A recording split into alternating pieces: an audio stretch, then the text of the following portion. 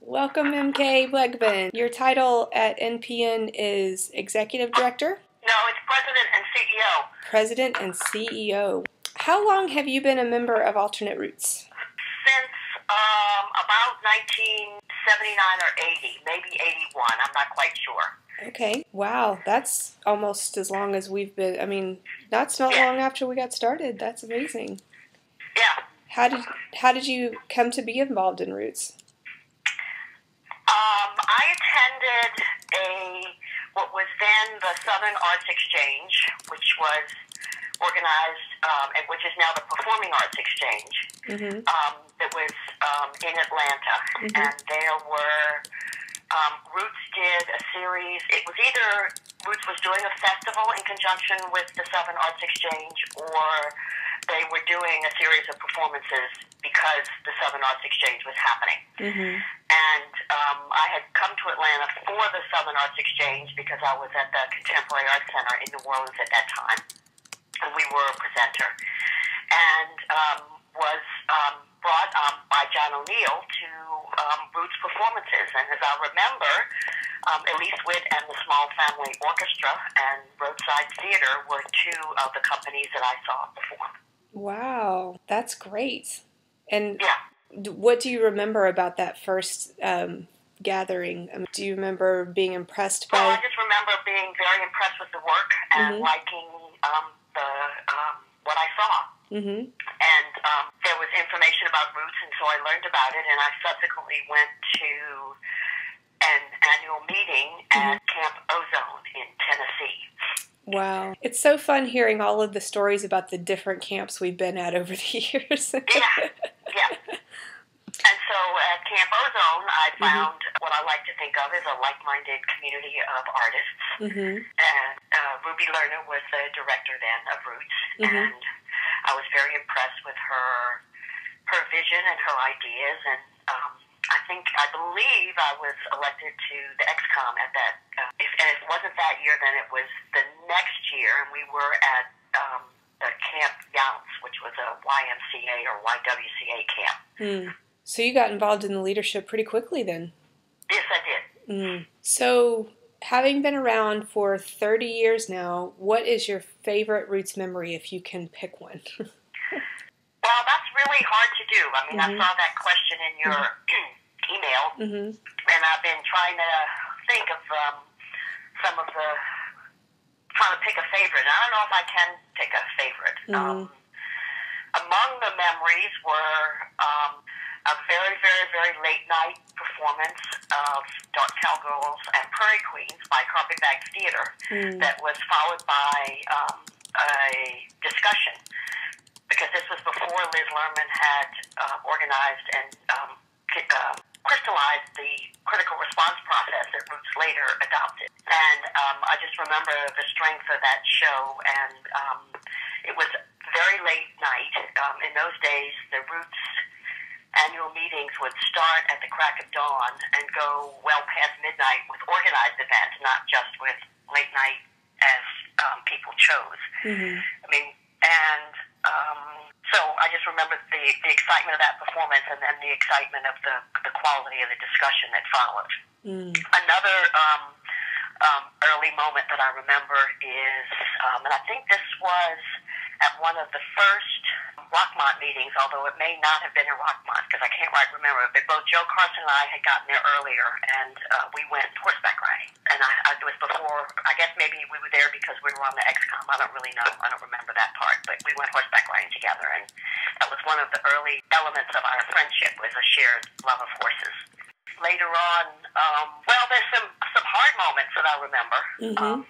Not just favorite moments. One of them was at Rockmont when we, through the influence of some facilitators who had been brought into the meeting, we confronted the Native American imagery that was all over that camp, and struggled with how to rectify or to reconcile, I guess is a better way to say it, Roots' commitment to undoing racism and renting and using a facility that had appropriated Native American imagery.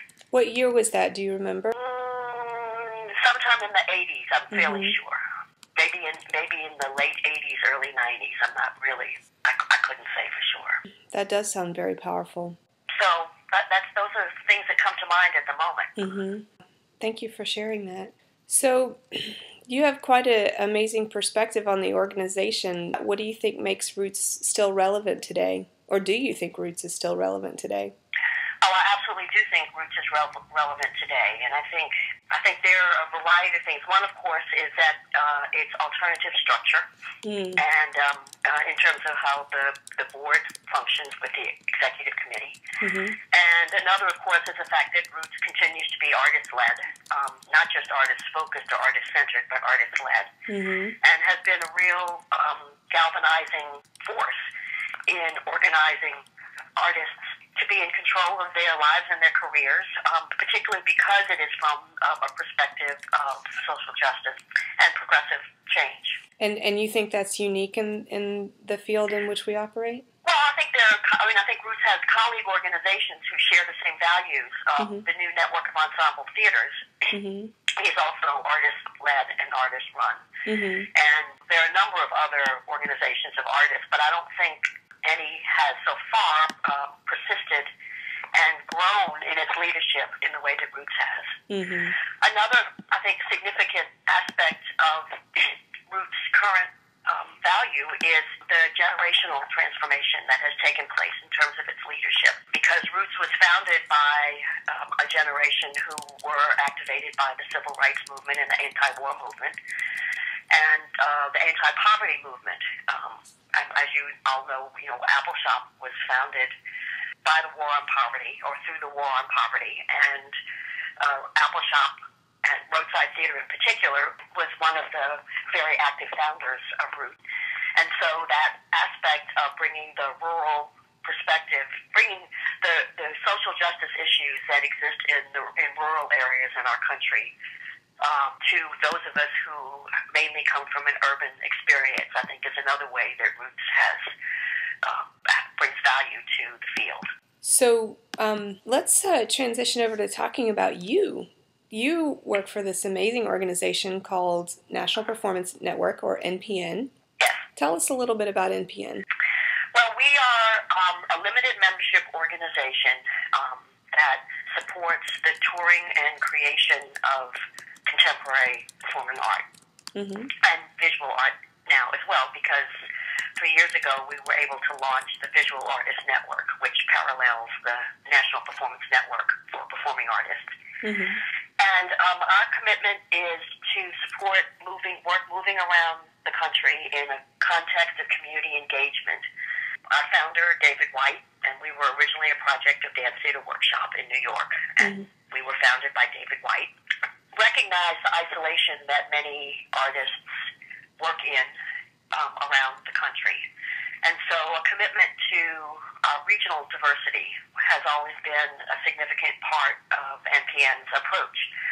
Second, the prevailing touring model that existed at the time NPN was founded, and which still persists to a degree today, meant that the touring life, while it could be an economic sustenance for an artist or a company, was very challenging and very difficult to maintain just physically and emotionally when artists would arrive in a town, load in tech, perform, load out, and leave, and there was never any opportunity for the artists in the community to actually engage with one another beyond just the public performance. And so NPN's structure, which requires a minimum of a 5-day residency and some opportunity for community engagement beyond just the work on the stage, and that's not to say that the work on the stage is not extremely valuable in terms of how artists manifest their work, but that the opportunity to go beyond that with various kinds of community engagement